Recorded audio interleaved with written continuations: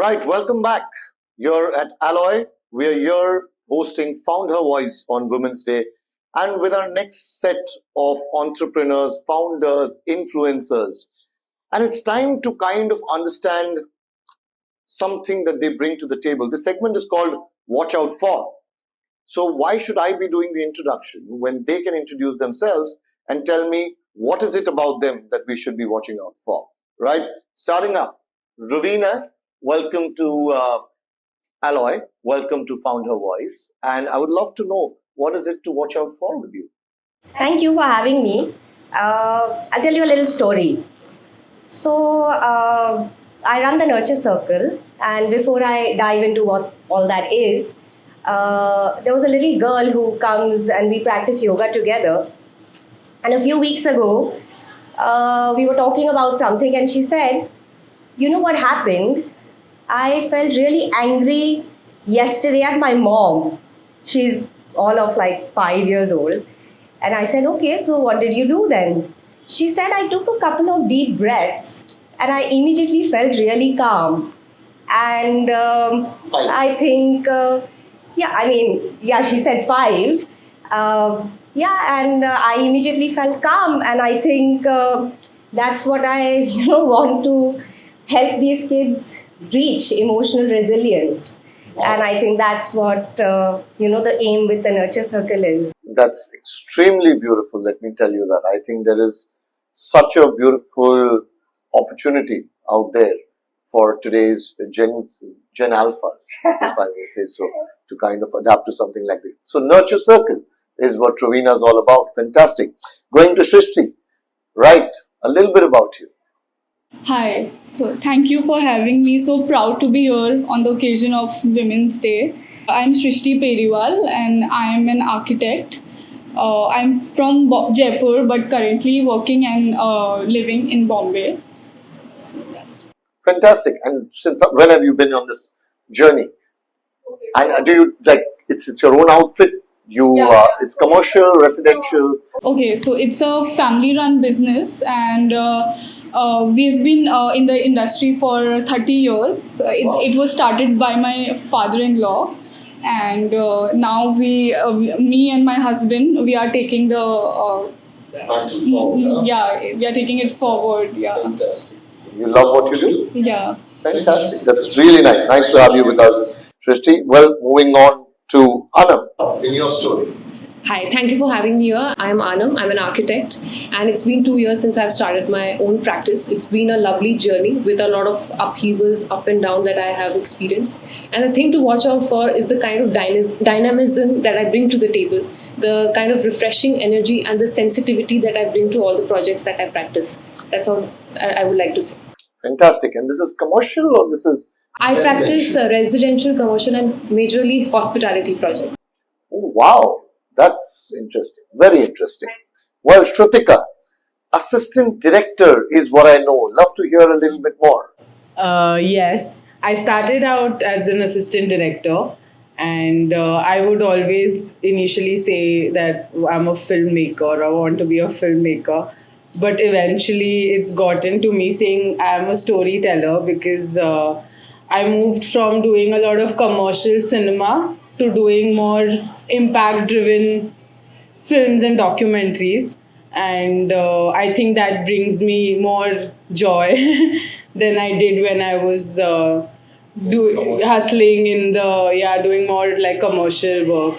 So now I know that what I want to go ahead doing with, which is creating more impact-driven films that have like a social message and it creates some difference. Interesting. Very interesting. So what leads to this calling? How do you find your calling? Let's understand for the women out there, for the generation that's just coming out of their education. What is it that they should hear in their inner voice that tells you that, okay, this segment belongs to me, or this is how I could make a difference? I think films, in a way, create a lot of impact on people. So that's how I think we can, through give a message that leaves people to bring some change within themselves, especially with what's going on right now. I think that's a great way of visually representing and giving out a message and A message. Fantastic. Fantastic. Anam? So the same question. So in terms of what led to your calling? So because architecture, or when you're actually, the Gen Zs nowadays have so many plethora of options, right? I'm a millennial, so, and that too just by a whisker, right? So we had science, arts and commerce as our three pieces, and that to our percentage kind of decided what we were about to do, right? You're the last of millennials, at the start of millennials, right? So you understand where that question's coming from. But that exposure. So what was your calling? What got you into architecture, and what is telling you that you're in the right place? What makes you feel that you're in the right place? I think with my kind of work, makes me feel more purposeful, resourceful. That's something that you have envisioned. You can make that into reality, and bringing that to life, that can evoke emotions in people and how they experience spaces. That is something I've realized that is my true calling. Beautiful, beautiful. Very close to home, both your businesses, right? What's your calling? I would just add to what she said. Spaces like home is something which is very close to anyone's heart. We've spent most of our time in our homes, so delivering that ultimately to the client's satisfaction, that is what gives us the most satisfying element that we all are looking. Fantastic. You're creating spaces where people can dream, right? Much like Alloy, where I think we are creating spaces where people can actually bring the dreams to life as well. Ravina, what led to your calling? A very interesting piece of business you're into. Uh, I mean, when I look around me, I have a little son, and when I look, around me, children are taught to, do a plethora of things. They are hustling from, the ages of like 3 and 4, and they are doing this and that, and it just made me feel like I think we are running too fast, and we don't know where we are running to or what we are running towards. I think it's just important for us to take a pause, even as adults. And we don't have the skills to do that. We've never been taught the skills to do that. And when, me working with kids, just, it was born out of the need to teach children or to work with children for them to be more creative without being fearful, to be more confident without worrying about what the other person is thinking, and to just take a pause and just enjoy the world around them, to be able to connect with people and the world around them. And I think it's just born out of that need.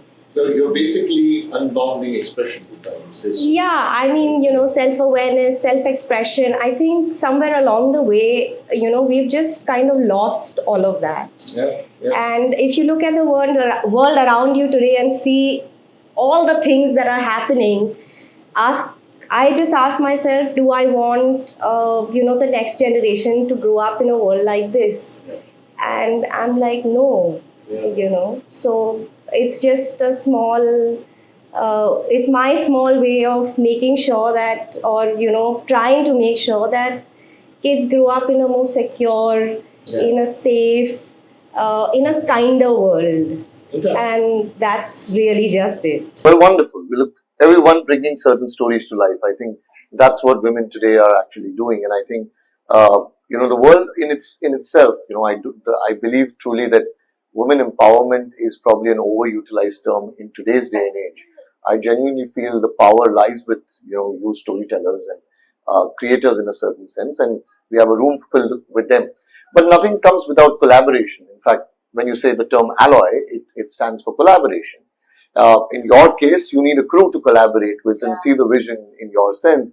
In your case, you might have a sketch and you might have, a vision, but you need a team to kind of execute that. And in your case, you need parents to kind of embody your thought process as well, and you need to collaborate with them to make the next generation kind of feel open. So I'm going to leave you with just one simple question and a simple answer. What does collaboration mean to you? That's the alloy mantra we are looking for. I think collaboration to me, it very very simply, if I put it, it just means being on the same page. Just working towards the same goal is really what that means, and it's a huge mindset shift, and that's not very easy to have. So that's a very very big battle that I've thrown myself into, and I don't know what's going to happen, but yeah, I hope to. But it's all about taking chances, isn't it? Yes, it Right? is. Yeah. Collaboration for me would mean having that trust in someone else to be on the same page as you are, and having the same vision that you carry for yourself. So I think trust is the major factor for the collaboration. Very beautifully said. Collaboration for me would be to bring the expertise and the years of experience of all the consultants on board to make something as complex as possible, to make a beautiful thing out of it. So that is for me. What I hear from that is actually listening. Yes. Right? Adaptability and acceptance that, there is somebody in the room whose experience can kind of help my vision get reshaped, or even just. So you become 10 times stronger as a team. Absolutely. Collaboration, I think, is consciously, collectively, like creating something that is worthwhile and meaningful. I think when all of us come together and do something, it definitely creates something beautiful. I think just like how Alloy is so. Absolutely. And aren't we all doing that today? Right? This room's been a wonderful collaboration with you four ladies. Definitely a lot to watch out from their stories as we keep unfolding years after years. But for now, happy Women's Day, and thank you for allowing me to share this room with you. Thank you. Thanks.